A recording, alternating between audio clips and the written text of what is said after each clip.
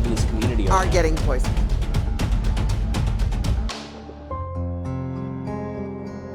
That house, you got a lot of memories right there. A house of red bricks. Sturdy, strong, safe. Yeah, it's changed a lot. It's where Guy Mort grew up, on 59th Street in Niagara Falls, playing outside, in the pool, toasting marshmallows in the summer. But we didn't know what was going on over here. Over here, at the Goodyear chemical plant on Goodyear Drive, a block away from what he thought was that safe red brick house.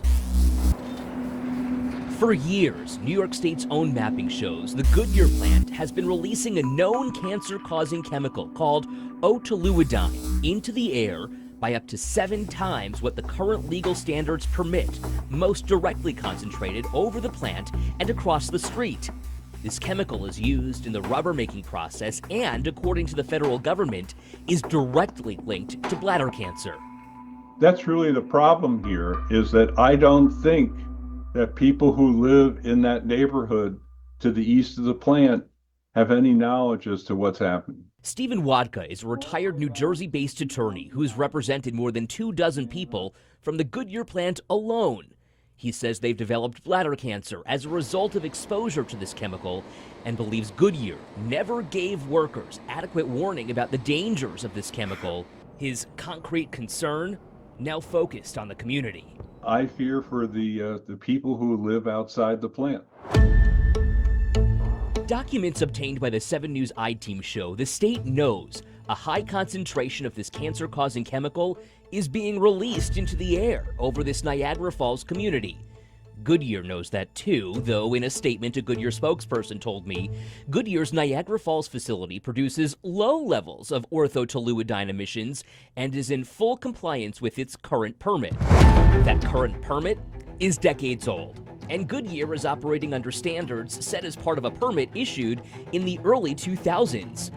But standards have since changed, and in 2021, the amount of O-toluidine allowed to be released was lowered significantly by the state. Standards have changed, but Goodyear has not. The state notes the plant is out of compliance with current standards as they seek a new permit. And I'm wondering, how can this continue to happen? In a letter sent in July 2023 by the state of New York to Goodyear and obtained by the 7 News I-Team, a regional engineer from the state explains test results demonstrate equipment at the plant does not adequately control various air contaminants generated by facility emission sources. The DEC goes even further, telling the plant the expected off-site impacts show significant exceedances of the current O-toluidine guidelines. But remember, the plant is operating legally under old standards and is allowed to continue its operation. Is the state allowing Goodyear to violate the law? The state is allowing Goodyear to violate the law, for certain, and it needs to stop.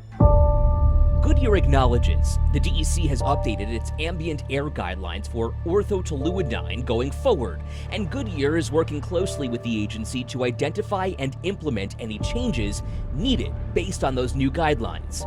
But when will those changes actually happen?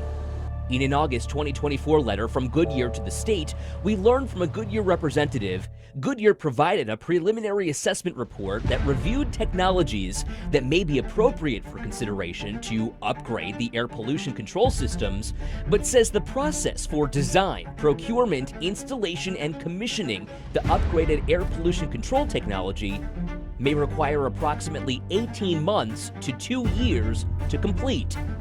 No official timeline has been established. Goodyear has not said it can't be done, but still the plant is allowed to operate as if it's the time of the initial permit issuance. This has been going on too long. Someone needs to step in here and say, put a stop to it and order the company to clean up immediately. And it is so wrong, and it's the way it is. Should this be the way it's done? No. Kim Diana Connolly is a professor of law at the University at Buffalo. She's also the director of the environmental law program, has no connection to Goodyear or the DEC, but voices frustration with the prolonged permitting process. There becomes this really interesting space where they're negotiating this new permit and it moves so slowly. This negotiation has been going on for years. Yes, and that happens all the time.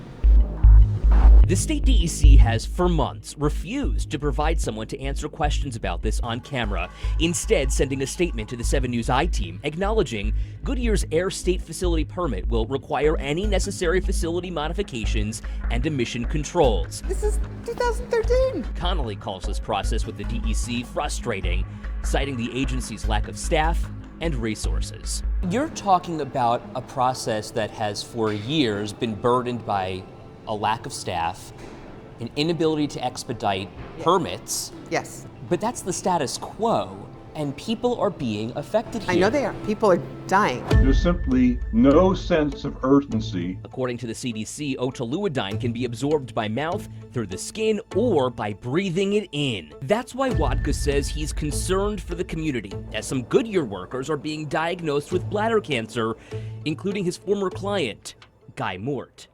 It's always in the back of your mind that you're going to contract it again, and the worst part in the back of your mind is that, is it going to spread? You know, I mean, I'm lucky it hasn't spread. I'm lucky it hasn't come back, but there's always that fear it's going to. Mort retired from Goodyear in 2020 after Goodyear agreed to pay for his medical costs associated with his bladder cancer for life. It was part of an agreement in a workers' comp case. It's catching up with everybody. So interesting that you grew up here and years later you work really just across the street. Yeah, I didn't plan on working there either. It was a return to his red brick roots, working as a production operator and doing maintenance, taking samples and working with chemical waste inside the plant. Did you ever have a concern about that chemical in particular? I did, but I didn't because I thought that all the safety measures are intact. I didn't think that was going to, contract cancer. Goodyear says it has stringent systems and procedures in place for the safe handling of orthotoluidine.